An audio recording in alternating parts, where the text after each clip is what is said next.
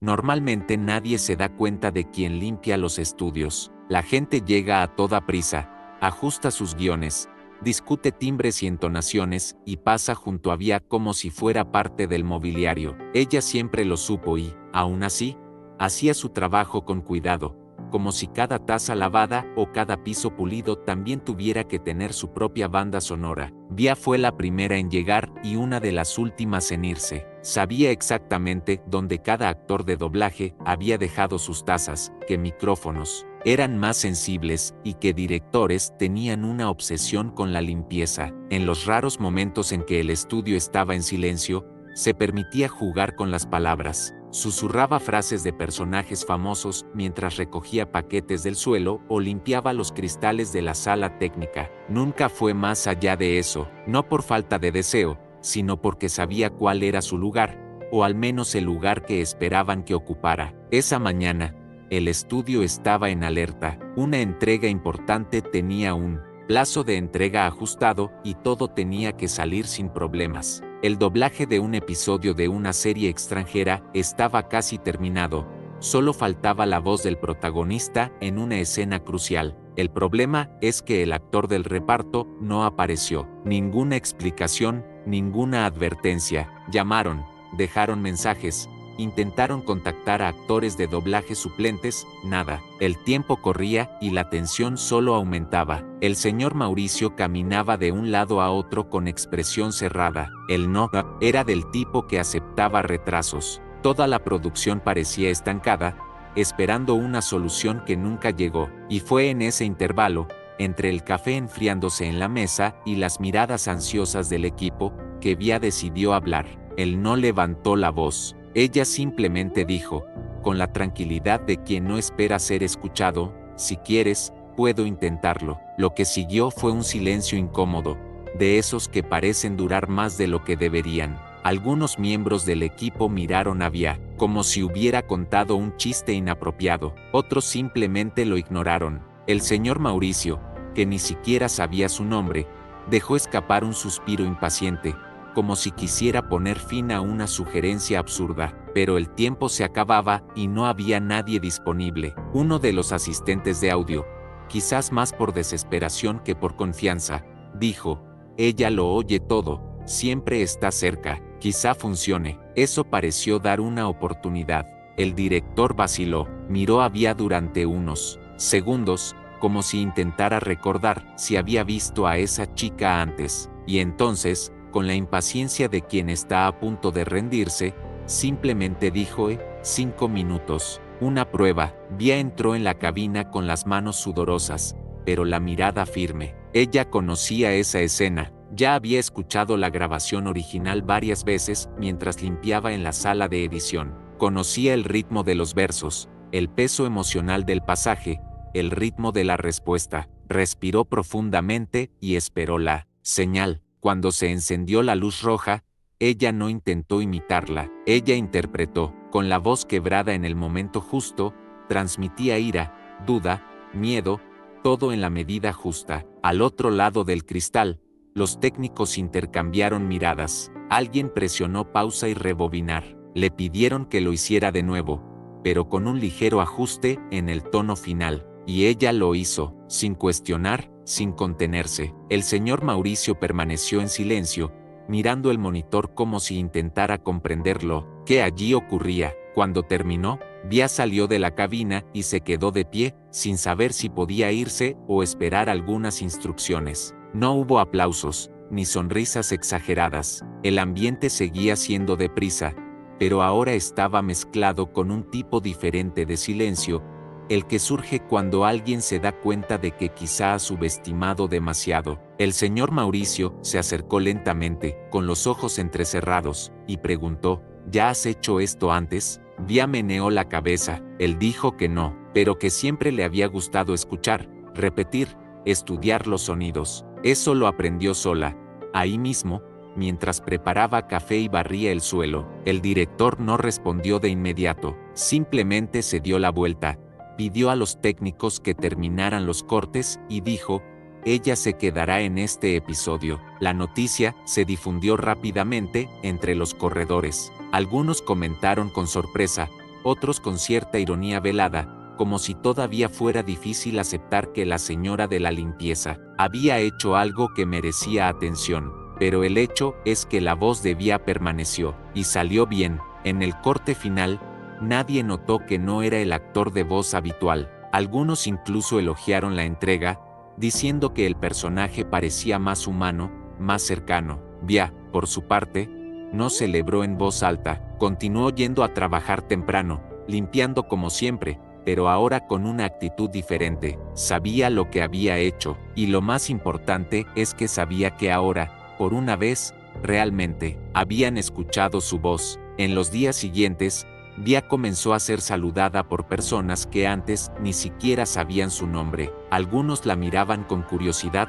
otros con cierta vergüenza. Lo más extraño fue darse cuenta de cómo el simple hecho de usar su voz la colocaba de repente en otro lugar, un lugar donde se escuchaban opiniones y se le hacían preguntas directamente a ella. La citaron a una pequeña reunión con el equipo directivo, donde el señor Mauricio, objetivo como siempre, le preguntó si estaría dispuesta a hacer una prueba más larga para proyectos futuros. No está garantizado, pero sería bueno ver más de lo que puedes ofrecer. Vía dijo que sí, no por impulso, sino porque en ese momento se dio cuenta de que quizá había llegado el momento de dejar de esconderse detrás de la escoba. Aún así, no fue fácil, hubo resistencia. Uno de los actores de doblaje más veteranos bromeó en el pasillo, diciendo que ahora todo el mundo piensa que puede coger el micrófono y convertirse en una estrella. Un productor comentó que el talento sin formación era riesgoso, y Vía oyó todo. Como siempre, silencio, pero esta vez no bajó la cabeza. Continuó estudiando en su tiempo libre, grabando secciones por su cuenta cuando las salas estaban vacías y pidiendo comentarios honestos de los pocos que realmente parecían querer ayudar.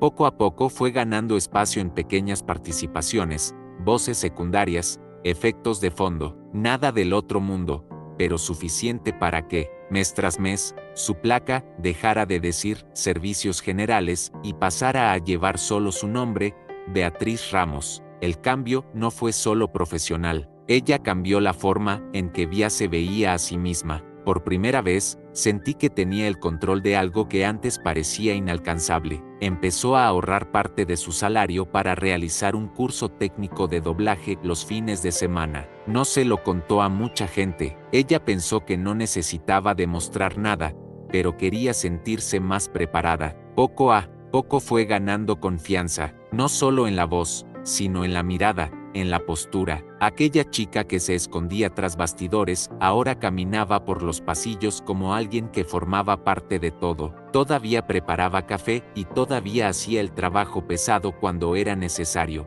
Pero ahora la gente sabía que, además de limpiar, también sabía interpretar. Uno de los momentos más memorables ocurrió cuando la llamaron para reemplazar, una vez más, a un actor de voz ausente, solo que esta vez, como parte oficial del banco de voces. El equipo la acogió con naturalidad, como si fuera algo común, pero para Vía, no lo fue. Al entrar en la cabina, recordó el primer día, la vacilación, la prueba apresurada. Ahora todo parecía más claro, más posible, grabado con precisión y sin errores. Al salir, escuchó un elogio directo del señor Mauricio, algo raro, buena entrega, y eso, viniendo de él, valía más que cualquier discurso. Fue una señal de que, finalmente, la estaban reconociendo por lo que podía hacer, y no solo por lo que vestía o la insignia que llevaba. A pesar de sus logros, Vía nunca dejó que el nuevo espacio se le subiera a la cabeza. Ella permaneció discreta, evitando cualquier postura que pareciera vanidad. Pero hubo un detalle que delató el cambio. Comenzó a usar auriculares durante el descanso, escuchando viejas escenas y repitiendo líneas en su cabeza. Cualquiera que prestara atención veía sus labios moviéndose en silencio, practicando expresiones, entonaciones, pausas. Eso se convirtió en rutina. Algunos compañeros empezaron a pedir opiniones, a preguntar sobre alguna sección en concreto, a intercambiar consejos. Vía no respondió como alguien que quería enseñar, sino como alguien que compartía algo que amaba. Y fue ese amor por la voz, por la interpretación, por la construcción de personajes, lo que hizo que su presencia allí fuera tan legítima. Fue también en esta etapa que fue invitada a participar en una conferencia interna sobre nuevos talentos revelados. En el estudio, ella se puso nerviosa. Ella no era buena con el público, ni con la exposición, pero él estuvo de acuerdo. Subió al pequeño escenario improvisado en el salón de convenciones y contó, sin adornos, cómo todo empezó cuando ella limpiaba un estudio en silencio e imitaba voces en el pasillo. El público a veces se reía y otras se conmovía. La parte más impactante fue cuando dijo, no sabía si tenía buena voz, pero sabía que quería intentarlo. La frase quedó suspendida en el aire, pesada y simple al mismo tiempo. Muchos salieron de esa sala mirando a sus propios colegas de otra manera, más atentos, tal vez, a talentos que habitualmente pasan desapercibidos. Después de la charla, el nombre de Via comenzó a circular con más naturalidad detrás de escena en el estudio. Ella ya no era la chica que reemplazó a ese chico una vez. Ahora le tocó a Beatriz, actriz de doblaje. Comenzó a recibir invitaciones para pruebas externas, pequeñas participaciones en proyectos de estudios, socios. Todavía era pronto, por supuesto, sin fama ni prominencia nacional, pero, para alguien que siempre había estado al margen, cada nueva oportunidad era una victoria concreta. Lo más bonito fue ver cómo mantenía los pies en la tierra. Seguía hablando con todos de la misma manera. Saludó a los limpiadores, dio los buenos días a los técnicos más tranquilos e intercambió bromas con los recepcionistas. Sabía lo que era ser invisible y se aseguró de no olvidarlo. Un día, mientras esperaba la hora de grabar, Via fue a la cocina a preparar café. Uno de los pasantes la vio allí y se confundió, preguntándole si sabía dónde estaban los filtros. Ella sonrió, señaló el cajón derecho y dijo, vieja costumbre. El niño se rió, algo avergonzado, y se disculpó. Relájate, respondió.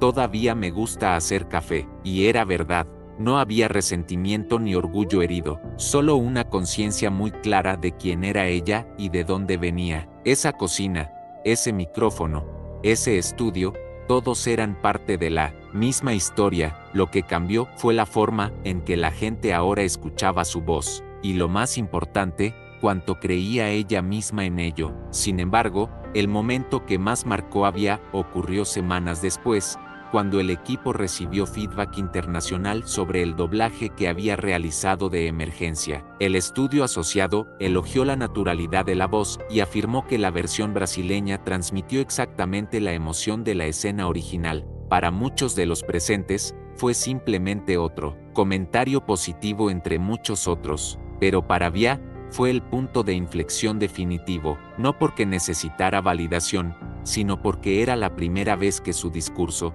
su interpretación, cruzaba fronteras. Eso selló algo que ella ya estaba empezando a sentir en su interior.